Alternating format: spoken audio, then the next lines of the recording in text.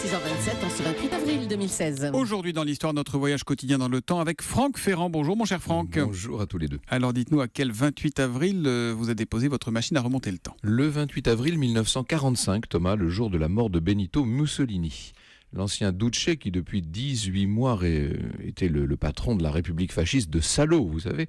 Il a fui Milan 3 jours plus tôt avec quelques fidèles, il est passé près de Côme, il a passé la nuit dans une auberge près de la frontière suisse, à Grandola, et puis le lendemain, il croise une colonne allemande, il se met sous sa protection, et pour continuer son chemin caché dans un camion afin d'échapper au contrôle, seulement la troupe est bientôt arrêtée par des résistants italiens, les partisans, et Mussolini, bien qu'en uniforme allemand, est reconnu par l'un d'eux. Il s'appelle Urbano Lazzaro. C'est un héros en Italie. Que font-ils de leurs prisonniers, ces résistants italiens ? Au départ, ils ne savent pas trop. La prise n'est pas banale. Du reste, Mussolini n'est pas seul. Il est avec sa compagne du moment, Clara Petacci.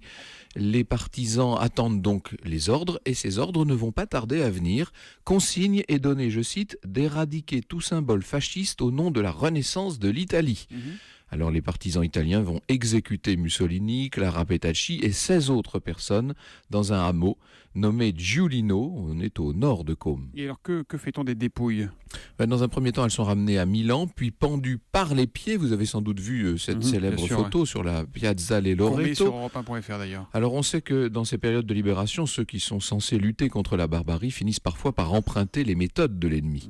Précisons que cette place n'a pas été choisie au hasard, c'est celle où en 1944, 15 partisans avaient été fusillés et exposés.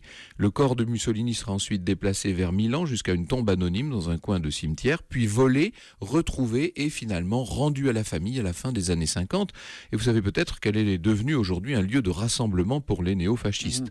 C'est ce que les Alliés avaient justement voulu éviter dans le cas d'Hitler, mais enfin ça c'est une autre histoire. L'histoire qui reviendra dès 14h sur Europe 1 avec vous, vous nous parlerez de quoi ? Nous referons avec Jean-Christophe Ruffin le pèlerinage de Saint-Jacques-de-Compostelle. Il faudra donc avoir de bonnes chaussures pour suivre aujourd'hui dans l'histoire à partir de 14h sur Europe 1. À tout à l'heure Franck. Bonne journée.